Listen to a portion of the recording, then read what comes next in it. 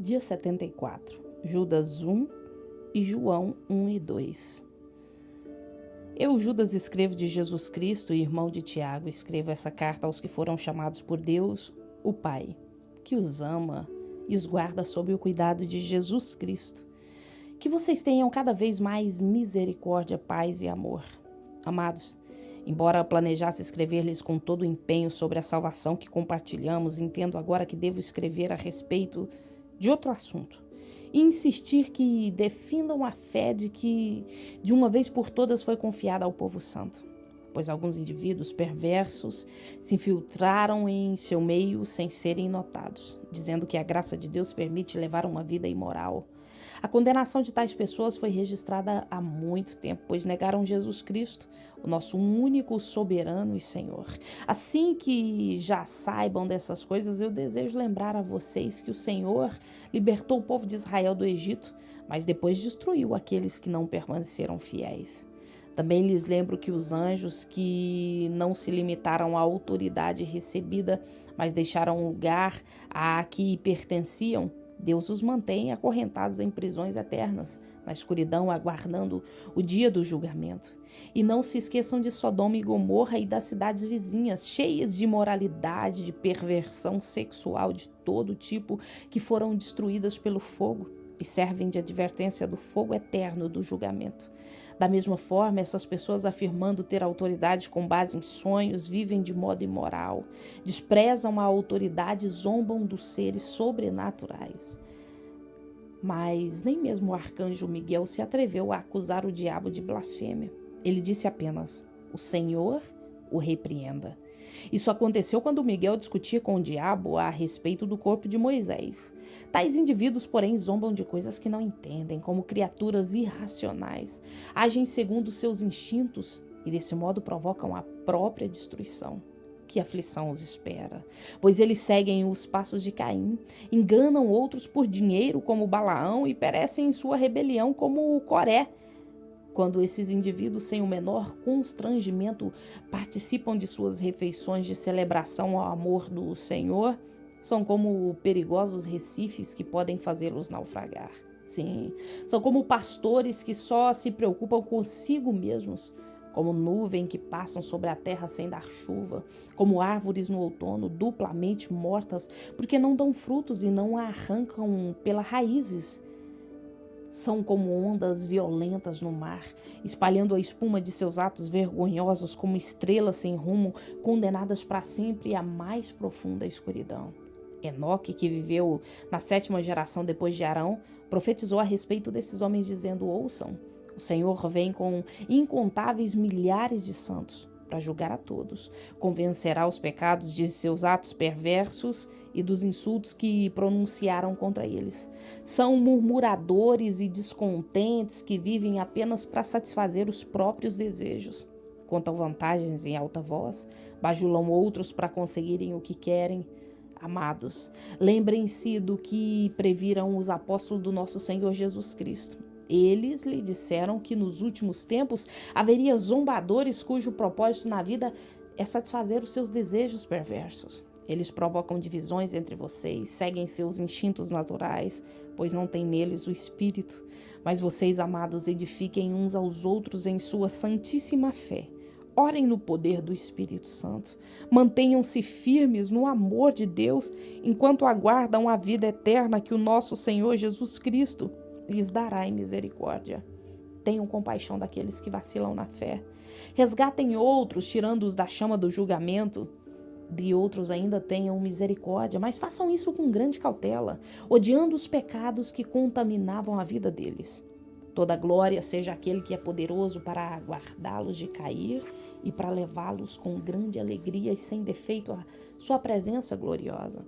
Toda glória seja aquele que é o único Deus, o nosso Salvador, por meio de Jesus Cristo, o nosso Senhor.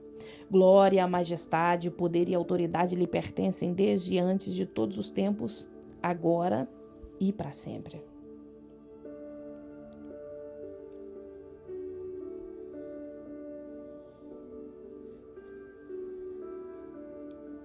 No princípio, aquele que é a palavra já existia.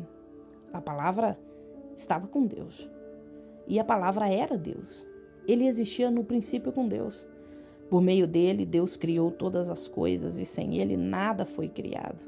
Aquele que é a palavra possuía a vida e sua vida trouxe luz a todos. A luz brilha na escuridão e a escuridão nunca conseguiu apagá-la. Deus enviou um homem chamado João para falar a respeito da luz, a fim de que por meio de seu testemunho todos crescem. Ele não era a luz, mas veio para falar da luz. Aquele que é a verdadeira luz que ilumina a todos estava chegando ao mundo. Veio ao mundo que ele criou, mas o mundo não reconheceu. Veio ao seu próprio povo e eles o rejeitaram. Mas a todos que creram nele e o aceitaram, ele deu o direito de se tornarem filhos de Deus. Estes não nasceram segundo a ordem natural, nem como resultado da paixão ou da vontade humana, mas nasceram de Deus. Assim, a palavra se tornou ser humano, carne e osso, e habitou em nós. Ele era cheio de graça e verdade, e vimos sua glória, a glória do Filho único do Pai. João deu testemunho dele quando disse em alta voz: esse é aquele a quem eu me referia quando disse: alguém virá depois de mim muito mais poderoso que eu, pois existia muito antes de mim. De sua plenitude todos nós recebemos graça sobre graça, pois a lei foi dada por meio de Moisés, mas a graça e a verdade vieram por meio de Jesus Cristo. Ninguém jamais viu a Deus, mas o Filho único que mantém comunhão íntima com o Pai o revelou. Este foi o testemunho de João, quando os líderes judeus enviaram de Jerusalém sacerdotes e levitas para lhe perguntar: quem é você? Ele respondeu com toda franqueza: eu não sou o Cristo. Então quem é você? Perguntaram eles. É Elias? Não, respondeu ele. É o profeta por quem temos esperado? Não. Afinal, quem é você? Precisamos de uma resposta para aquele que nos enviaram. O que você tem a dizer de si mesmo? João respondeu com as palavras do profeta Isaías: eu sou uma voz que clama no deserto, preparem um caminho para a vinda do Senhor. Então os fariseus que tinham sido enviados lhe perguntaram: se você não é o Cristo, nem Elias, nem o profeta, que direito tem de batizar? João lhe disse: eu batizo com água, mas em seu meio há alguém que vocês não reconhecem. Embora ele venha depois de mim, eu não sou digno de desamarrar as correias da sua sandália. Esse encontro aconteceu em Betânia, um povoado a leste do rio Jordão, onde João estava batizando. No dia seguinte, João viu Jesus caminhando em sua direção e disse: vejam, é o Cordeiro de Deus que tira o pecado do mundo. Era ele a quem eu me referia quando eu disse: um homem virá depois de mim, muito mais poderoso que eu, pois existia muito antes de mim. Eu não o conhecia, mas vim batizando com água para que ele fosse revelado a Israel. Então, João deu o seguinte testemunho: viu o Espírito Santo descer do céu na forma de uma pomba e permanecer sobre ele. Eu não sabia quem ele era, mas quando Deus me enviou para batizar com água, disse-me: aquele sobre o qual você vira o Espírito descer e permanecer, esse é o que batizará com o Espírito Santo. Eu vi isso acontecer e, portanto, dou testemunho de que ele é filho de Deus. No dia seguinte, João estava novamente com 2 de seus discípulos. Quando viu Jesus passar, olhou para ele e declarou: vejam, é o Cordeiro de Deus.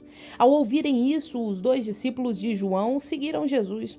Jesus olhou em volta e viu que os seguiam. O que vocês querem? Perguntou. Eles responderam: Rabi, que significa mestre. Onde o Senhor está hospedado? Venham e vejam, disse ele. Era cerca de 4 da tarde quando o acompanharam até o lugar onde Jesus estava hospedado e passaram o resto do dia com ele. André, irmão de Simão Pedro, era um dos 2 que ouviram o que João tinha dito e seguiram Jesus. André foi procurar o seu irmão Simão e lhe disse: encontramos o Messias, isso é, o Cristo. Então André levou Simão para conhecer Jesus. Olhando para ele, Jesus disse: você é Simão, filho de João, mas será chamado Cefas, isso é, Pedro. No dia seguinte, Jesus decidiu ir a Galiléia, encontrou Filipe e lhe disse: siga-me. Filipe era de Betsaida, cidade natal de André e Pedro. Filipe foi procurar Natanael e lhe disse: encontramos aquele sobre quem Moisés na lei e os profetas escreveram. Seu nome é Jesus de Nazaré, filho de José. Nazaré, exclamou Natanael: pode vir alguma coisa boa de Nazaré? Venham e vejam você mesmo, respondeu Filipe. Jesus viu Natanael se aproximar e disse: aí está um verdadeiro filho de Israel, um homem totalmente íntegro. Como o senhor sabe a meu respeito? Perguntou Natanael. Jesus respondeu: vi você sob a figueira antes que Filipe o chamasse. Então Natanael exclamou: Rabi, o Senhor é o Filho de Deus, o Rei de Israel. Jesus lhe perguntou: você crê nisso porque eu disse que o vi sob a figueira? Você verá coisas maiores que essa. E acrescentou: eu lhe digo a verdade. Vocês verão o céu aberto e os anjos de Deus subindo e descendo sobre o Filho do Homem. 3 dias depois, houve uma festa de casamento no povoado de Caná da Galileia. A mãe de Jesus estava ali. E Jesus e seus discípulos também foram convidados para a celebração. Durante a festa, o vinho acabou e a mãe de Jesus lhe disse: eles não têm mais vinho. Mulher, isso não me diz respeito, respondeu Jesus. Minha hora ainda não chegou. Sua mãe, porém, disse aos empregados: faça tudo o que ele mandar. Havia ali perto 6 potes de pedra usados na purificação cerimonial judaica. Cada um tinha capacidade entre 80 e 120 litros. Jesus disse aos empregados: encham os potes com água. Quando os potes estavam cheios, disse: agora tire um pouco e levem ao mestre de cerimônia. Os empregados seguiram suas instruções. O mestre de cerimônias provou a água transformada em vinho sem conhecer sua procedência, embora os empregados obviamente soubessem. Então chamou o noivo. O anfitrião sempre serve o melhor vinho primeiro, disse ele. Depois, quando todos já beberam bastante, serviu o vinho de menor qualidade, mas você guardou o melhor vinho até agora. Esse sinal em Caná da Galileia foi o primeiro milagre que Jesus fez. Com isso, ele manifestou sua glória, e seus discípulos creram nele. Depois do casamento, foi a Cafarnaum, onde passou alguns dias com a sua mãe, seus irmãos e seus discípulos. Era quase época da festa de Páscoa judaica, de modo que Jesus subiu a Jerusalém. No pátio do templo, viu comerciantes que vendiam bois, ovelhas, pombas para os sacrifícios. Também viu negociantes em mesas trocando dinheiro estrangeiro. Jesus fez um chicote de cordas e os expulsou a todos do templo. Pôs para fora as ovelhas e os bois, espalhou as moedas dos negociantes no chão, virou as mesas. Depois foi até aqueles que vendiam pombas e disse: tirem essas coisas daqui, parem de fazer da casa do meu pai um mercado. Então os discípulos se lembraram dessa profecia das Escrituras. O zelo pela casa de Deus me consumirá. O que você está fazendo? Questionaram os líderes judeus. Que sinal você nos mostra para comprovar que tem autoridade para isso? Pois bem, respondeu Jesus, destruam esse templo e em 3 dias eu o levantarei. Eles disseram: foram necessários 46 anos para construir esse templo e você o reconstruirá em 3 dias? Mas quando Jesus disse esse templo, estava se referindo a seu próprio corpo. Depois que ele ressuscitou dos mortos, os seus discípulos se lembraram do que ele tinha dito e creram nas Escrituras e em suas palavras. Por causa dos sinais que Jesus realizou em Jerusalém durante a festa da Páscoa, muitos creram nele. Jesus, porém, não confiava neles, pois conhecia a todos. Ninguém precisava lhe dizer como o ser humano é de fato, pois ele conhecia a natureza humana.